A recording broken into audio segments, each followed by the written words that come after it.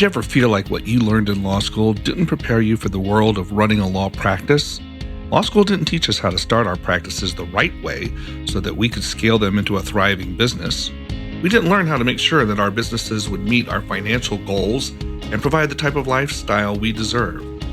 After 10 years, I was fed up with struggling in my practice and decided to begin a journey to scaling a successful practice that would actually allow me to finally live the life I've always dreamed of.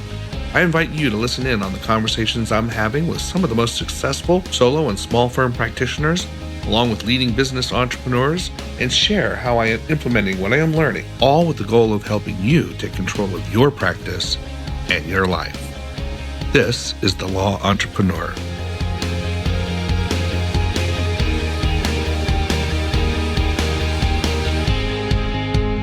Hey there, fellow law entrepreneurs. Welcome to episode 250. Yep, you got that right. 250 of The Law Entrepreneur. I'm Neil Tyra, your host as usual. Today, my guest is Suraj Vyas. And Suraj is an attorney here locally in the Washington, D.C. area, although probably a little closer to Baltimore, who focuses primarily on construction law and contract law, although he does do quite a bit in some other practice areas, as you'll hear. So he has a pretty broad breadth of practice areas and involvement. So you could say it was something of a general practice. We talk about the pros and cons of that a little bit. And now he's adding patent law, having passed the patent law exam. So he's adding that to his bag of tricks. And we're going to talk about how he leveraged his engineering and science background into a practice that focused primarily on helping in the construction industry. And now, as I said, with patent law. So it's really interesting conversation. I hope you enjoy it as much as I did in having it. And so without any further delay, here is Suraj Vyas. Suraj Vyas, welcome to The Law Entrepreneur. Thank you so much for having me, Neil. Well, I'm thrilled to be here. I'm thrilled to have you here. Tell our audience a little bit about yourself and how you came to be where you are today. Sure. So I'm actually a K through JD. So as soon as I got my JD, I kind of sat for the bar, passed the bar, and then started my firm up shortly thereafter. I run a general law practice with a focus on construction law as well as contract law, and hopefully patent law soon enough. Oh, you're going to add another feather to your cap? Yep, think so. Interesting. So when you say you're a general firm, you know, there's a school of thought that says that's a little ambitious, or maybe it's not niched enough, or, you know, it's a mile wide and an inch deep. How do you reconcile all of that in your own practice? So I think it was just kind of based on the circumstances I was put in when I started the firm. I can actually get a little bit into that history, I guess, right now. Sure. I was actually working as an in-house counsel to an engineering firm right after I graduated and passed the bar. And so I was actually approached by a friend of mine who needed some help with a construction firm he was working with. And because I served as in-house counsel, I wasn't able to be his attorney. And so, you know, I did just speak with him a little bit about his issue, and I did realize I knew exactly how to help. And so I told him to give me until the end of the week and I'd work something out. So I did some quick Google searches. I drove down to the SDAT in Baltimore and just put together a firm. And I always wanted to have my own law firm where I could, you know, supposedly set my own hours. But I didn't anticipate doing it so soon. I didn't think it all the way through, perhaps. I didn't see the big picture in terms of what was going to come after that initial client. And so I really decided, okay, I'm going to take in basically every case that walks through the proverbial door. Right. And so even on my website, I kind of drafted in such a way where, okay, let's get hits, let's get people coming to my website and know I'm out there. And I'll just take whatever I can get at this point because I really am brand new and I don't know what the future really holds for me. Yeah, you know, and I think that's a reasonable approach. You know, you hear a lot of coaches and seasoned attorneys who will argue that as a solo or small firm practitioner, you have to be more narrow in your practice, and that the idea of a general practitioner, as we used to have a lot of back in the day, has gone out the window. But I think the reality of the situation is when you first open a practice, sometimes you don't know what practice area is going to suit you best. And so, sampling a few cases, nothing too crazy that would be too far over your head to handle, but kind of exploring things a little bit and then determining where you're going to focus is an approach. And that seems like that's what you've done. Definitely. So I think, in this new year of 2021, I think I'm definitely going to have a much larger focus on these three main areas of construction, contracts, and patent. So with that first case, your buddy approached you on, was that so enticing that to cause you to say, hey, in-house counsel job, I'm taking a hike? Or was it just the proverbial push off the end of the gangplank? So I did always want my own firm. I just didn't think it was going to happen so soon. And I think it was a question of, can I really help this person? I was very good friends with him. I worked with him a lot in previous internships that I had actually in India. And so I think this was just the thing I needed to really push me off the edge. And I figured I could help him. And it was a sizable case. So I was fortunate to get a good cushion, I guess, to hold on to. Yeah, well, that helps. I mean, you wouldn't want to take that giant leap of faith on a minor traffic accident case. Right, of course. Right, exactly. So so that was interesting. Now, did you have an engineering background to start with? So I do have an engineering background. I actually went to undergrad at University of Maryland, Baltimore County.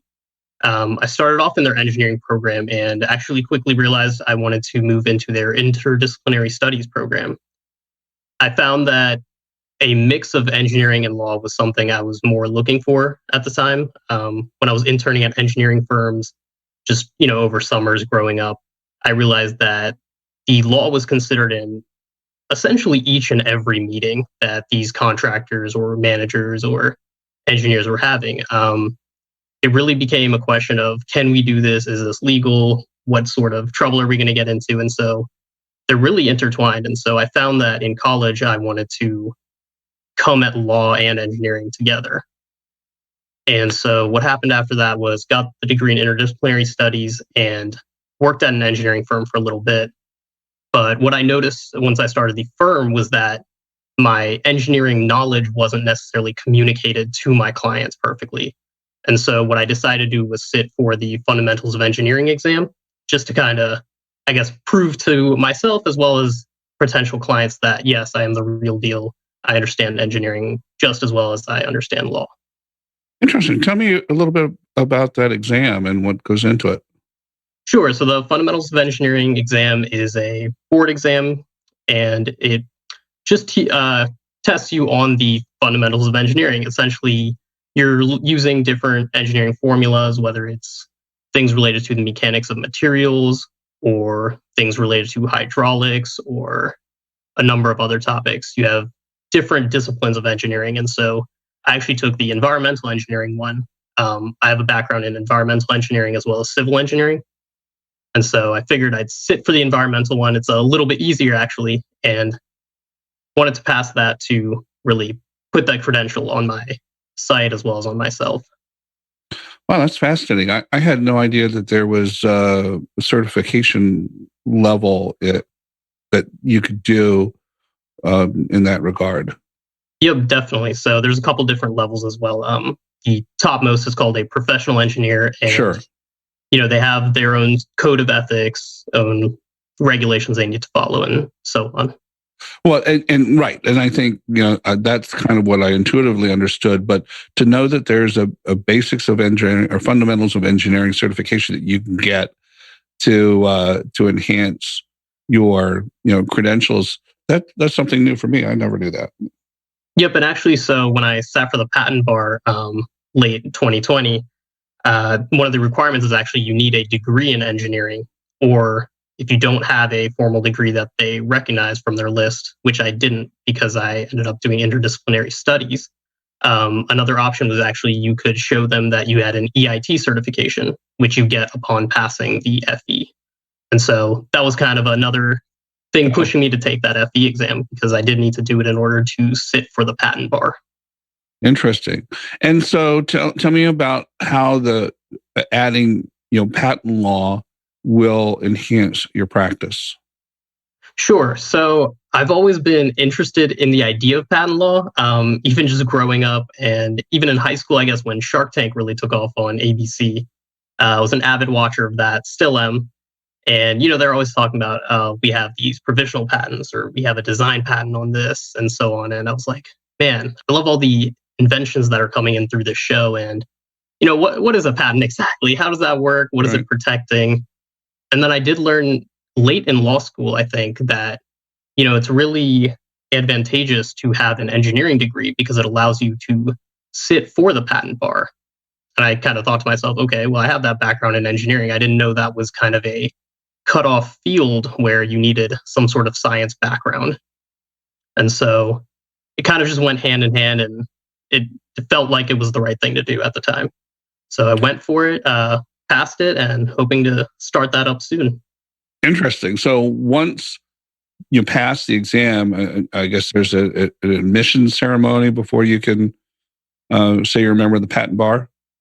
Yep. So just kind of application similar to the bar application of any other state, Maryland or DC. And, it's just a matter of waiting. They take a little bit of time over there at the patent office, but it looks like. So sometime in the new year, you're expecting that to take place? Yep. Interesting. So then tell us a little bit about your practice. So now you said you focus basically on, to some degree, on construction and construction law, adding patent law here in the new year. But you also have experience in a wide variety of other practice areas. So tell us a little bit how your practice is set up. Are you virtual, or do you have a brick and mortar kind of situation, or a combination of both? And Sure. how that's been impacted by the pandemic, frankly. Sure. So the bulk of my business actually comes from arbitration and acting as a consultant to a few different construction companies, both before they actually run into trouble, and then, of course, after an issue has arisen and they need someone to come in and advise on what to do next. But when I was first starting out, I had decent income coming in from that first big case. And so I was actually thinking about getting one of the new office suites that they were building back in 2018 near the Howard County Courthouse in Ellicott City, Maryland. Until then, I basically met clients at coffee shops and worked from home. And for most of the work I was handling, people just didn't want to schedule a time to meet in person anyways, since I was mostly working with businesses and construction firms. So they would, in fact, prefer email or, at most a video call, honestly. Right. And so as more and more months passed, I kind of just realized I didn't need the office space. And I was actually planning to wave into DC, since I know back then you just had to take the MPRE if you had a high enough score on the MBE in Maryland. And so I figured maybe if I needed an office, I'll just get one in DC. And so there was actually a government shutdown around, I believe, 2018 it was. Yeah, the end of the year. Right. Yeah. And so there was some backlog with the DC bar, and so I didn't actually get admitted until the fall of 2019. And so I was pretty used to not having an office at that time. And I mean, of course, there are situations where you would like to have an office, but it was never anything impossible for me to handle. Yeah, it makes sense with construction companies, depending on their size. Most of them do their own business at, coffee shops and, sandwich shops and, on the back of the hood of the car kind of thing. Yeah, so it really depends. I think for a lot of the smaller subcontractors, that's certainly the case. Some of the larger general contractors are definitely, they're more used to, Microsoft Team meetings or something like that. Right. And then, and so as far as kind of the smaller or more individual clients, I guess, in the other practice areas, if they needed to meet in person, I was fortunate enough where the DC bar actually got their building renovated shortly after I became a member. And so they allowed attorneys to use rooms to meet with clients. You just book a room and it came with everything you basically needed. A coffee machine, secretary, everything a quote unquote real law firm would have, I guess. There's a lot of those free resources that I'm not sure all of our companion solo and small firm practitioners are either aware of or take advantage of. So you have meeting rooms at the bar associations where you can meet clients. You have meeting rooms at the courthouses frequently. And here in Montgomery County, you can book them through the law library. And frankly, most of the deposition companies have meeting rooms that you can use. In many cases, they don't charge you for it because they're really hoping that you'll book them for your deposition. So I know I used to do a lot of meetings in rooms, the deposition company suite downtown. So there's a lot of those resources. Right, and that makes a lot of sense. I know the DC bar building has definitely been shut down since the pandemic. That hasn't been too big of an issue just because most businesses have been working remotely anyway, so everyone's kind of become used to that, right? For better or worse. Right. Anyway, so tell us a little bit about how you go about marketing a firm such as yours. Sure. So marketing, luckily, is actually one of the easier parts of my firm. Really? That's usually the biggest challenge for most. So it's a little odd to say, but I was actually hoping it would be more challenging. I'm on the younger side of attorneys, and so I was kind of ready. Now you're just killing me there. Suraj. Yeah, I don't want to come off a little bit arrogant, right. But I guess I just mean to say that it would have been a little more interesting to see more of my creative side come out and see where that might have led. But so I'm on the younger side of attorneys, and so I was kind of really ready to brand the heck out of my law firm. So I went to India, got some super nice quality business cards, great branded pens and pencils, notepads, stickers, you name it. Right. I got the same handles on every social media under the sun, even random defunct ones. And, I was kind of ready to go viral, I guess. And it turns out the construction industry is actually just much, much older than I probably envisioned. And so they aren't really looking for that kind of viral marketing. They're looking for people who have experience and who are vetted by another person or company that they trust. And so it really went back to leveraging the contacts I already had from internships and just working in the construction industry. And so most of my business just comes from word of mouth, honestly. I guess the SEO is fine on my website because people seem to find me organically through Google. I haven't spent any money on advertising, so I'm not too sure about what advice I could provide there. But well, I think it's interesting because there's a lot of us that think we have to do exactly what you were talking about: get all the swag, get all the social media contacts, get ready to go viral, and sometimes ignore the fact that referral marketing is still the lifeblood of most law firms, and some industries, as you said, lend themselves more to that than others. I have a buddy that's a construction company, and I'm always bugging him about when are you going to do some social media marketing and get your name out there? And he's like, I don't really need to do that because I've got people that I've worked with for years, subcontractors and other general contractors. We all know each other. We all bid on the same jobs. Yep. And, I have all those relationships already built. And I think that's what you're saying. Definitely. I think loyalty goes really far in the construction industry. And, even though a few minutes ago I was kind of bemoaning that I haven't gotten the chance to, be as creative as I wished, I should definitely, thank my lucky stars that I'm in kind of an area of law where loyalty is extremely rewarded. Yeah, because you'll hear a construction guy say, like, my roofer. He doesn't say my collection of roofing contractors. Exactly. They always say my roofer. They have one until they don't, and then they find another one.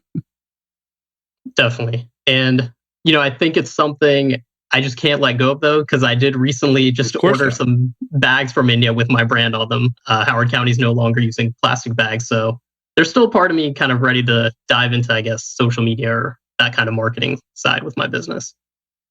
Yeah, well, you may be able to leverage that.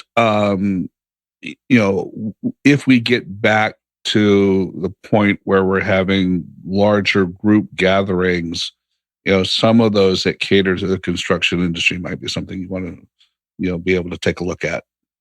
That's definitely a great idea. Yeah. So how are you staffed? Is it just you? Are you a true solo? And if so, do you use virtual assistants or contract attorneys or other types of resources? So it's just me. I do work with other attorneys from time to time on certain cases. So since I have kind of that general law practice set up right now, I definitely get calls coming in all the time where I just don't feel like I'm equipped to handle that. And so I'm always happy to co-counsel, I guess, if it's an area that I don't usually practice in as much. But I also, more than the website, I guess, word of mouth really is the king right here. And I guess the contacts I have, they call me up. They're like, oh, you're an attorney. You can handle this case, right? And it's just the reality of the situation is I can't handle those cases because I have no idea what that sort of deals with, I guess. Sure. And so it usually ends up me referring them out or co-counseling if a lot of times the community I work with a lot are Indian clients in terms of individuals. And I've noticed they definitely have a preference to work with another Indian, whether it's an issue of, I guess, a language barrier, or they just feel more comfortable. I think it's mostly the language and kind of culture they feel comfortable with. They want to make sure they work with someone they're comfortable with. Yeah. Well, I think that's true for everybody in any practice area. Right. You have to be comfortable with who you're working with. And sometimes that means, you're making those decisions based on who looks and sounds like you. And I don't find that to be a problem at all. Let me, you touched on something that I don't think we discuss a lot here, and that's co-counseling. It typically falls when you get a new case, can I take it or do I need to refer it out? Right. And it's ironic that you bring that up because I was just thinking about a co-counseling opportunity myself where it's on the fringe of something that I do, but not exactly what I do. Mm-hmm. But I'd kind of like to try a little bit of this. And so co-counseling makes a perfect solution. How do you frame that? How do you set that up? Sure. So I actually just have like a Excel sheet on my computer where I keep attorneys' names in them, what kind of area of law they practice. And so if I need to refer to that in the future, it's just a handy little tool I have for referrals or co-counseling. And so I reference that from time to time and, see who I haven't reached out to in a while. It's always good to keep those connections going as well. Absolutely. And so what happens is sometimes they're available and I can do it through them, or sometimes I'm also part of a few different Facebook groups that are specifically directed towards attorneys. And so those are a great source of referrals as well as co-counseling opportunities. I'll just put up a little post on there, give a brief synopsis of the issue that I heard from a client. And if someone's ready to take it on, I'll either hand it off to them, or if I feel like maybe I can bring some value, or if the client really has some sort of history with me, maybe they want me on board, and then we'll set up a co-counseling relationship. And how do you formalize that? So it's usually just a contract between the two parties, fairly simple, as well as the client. You want to make sure the fee agreement is extremely clear. You want to make sure you're not, at least I don't charge anything extra because I know in Maryland as well as DC, that's absolutely not allowed by the bar associations. And so you just want to make sure your agreements are extremely clear on what services you're providing, what sort of work each counsel is going to perform, and that the client understands exactly who their attorney is and who they need to communicate with. It's really just a matter of being as clear as possible. You don't want any sort of ambiguity in that fee agreement. And how they're going to be billed. Right. Yeah, I think so, right. And that's something I usually work with, I guess, the same set of people. And so we kind of have that set up whether, okay, this kind of case, we'll do a flat fee and we'll split it this way. or it'll be an hourly thing or a contingency. It really depends on the type of case. Sure. Talk a little bit about the technology that you use that helps support your practice. Sure. So I love technology, and I actually wish it played a little bit more of a role in my business. I always love the idea of if this, then that, and Zapier and things like that. But I actually don't find myself needing to use them as often as I would want to, if that makes sense. Yeah. Sometimes that shiny object just doesn't really fit in your workflow. Right. So, I mean, the backbone of my company is honestly just Office and G Suite, or now Google Workspace. And so I have a ton of other services for smaller things and extremely specific clients, like Harvest for invoicing certain long-term clients, or Zoho bookings for certain other types of clients. And, now I have a bevy of video calling softwares on my laptop, just because different construction companies I work with prefer different software. Right. Most of them stick with Zoom or Microsoft Teams or Cisco WebEx, but there's definitely a ton of them out there. Absolutely. And how about a practice management system? Do you use? I dabble in HubSpot, but I don't. Again, it's something where I don't think I utilize it as much as I should, or I don't think I'm using it to the fullest extent. It's honestly, my Google Calendar is so crucial to the success of my business, my time management, and just making sure I even leave time in my life for non-work things. I'm definitely obsessed with my Google Calendar. And how about for task management? What do you use for your personal and professional task management? So I tried using Trello for a little while. I still do from time to time. But again, it's really just that Google Calendar. I organize it absurdly. Any of my friends would tell you how obsessed I am with it. The color coding, the time slots, the different accounts. It's a little bit nutty. Well, lots of people make perfect use of those kinds of tools. What can you think of?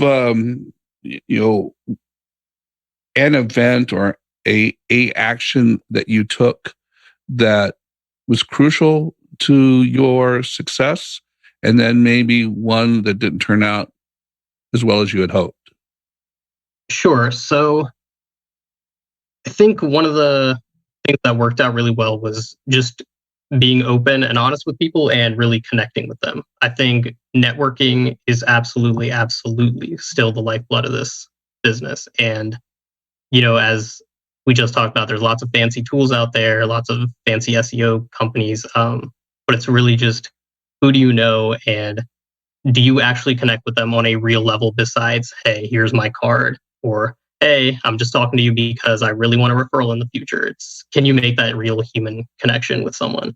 And then aside from that, I guess just back to that organization, I never was the most organized person, but I think towards the tail end of college, beginning of law school, I realized everything just works better when they are organized. So I went from color coding my closet in college to color coding my calendar at the law firm, I guess. Good analogy there. And how about something that didn't work out as well as you had hoped? Sure. So I think one of the biggest areas of improvement I definitely need to do is, I actually wanted to start accepting payments via credit card during the pandemic. So again, kind of being, I guess, on the younger side of things, I looked actually first towards Venmo or PayPal, Google Pay, Apple Pay, any of the companies with pay. And I was really freaked out at the idea of commingling funds and just anything that would lead to issues with the bar, because that has been hammered in at law school that do not mess with the bar, you will lose your license. So that's always, yep. And so that's always something I'm looking at. So I opted to go with a more legal friendly credit card company. And I was all set to go with the company, but they pulled out at the last second. And they were being a little bit sketchy as to why they couldn't get it up and running exactly. It's a known company that has users I personally know, but it's probably not the number one company that we know most attorneys use. Yeah. But I was attracted to them because they didn't require any monthly payments. And the construction firms or companies that typically hire me, they send out checks and they have no problem doing it. And so I was really only looking at credit cards for those one or two random cases that I take on that are out of the construction or contract field. And so I actually still don't accept credit cards. And frankly, I think that's, borderline unacceptable at this point. So it's definitely something easily solvable, I think, if I just go with LawPay as an example. But I guess I just haven't had the push to really do it yet. Well, I think it's a matter of volume, and again, your basic customer base, because, like you said, construction companies are still writing checks left and right. Yep. Construction companies haven't got to the point where they're using Venmo and PayPal and the like. So as long as they're doing paper checks, you got to do what they do.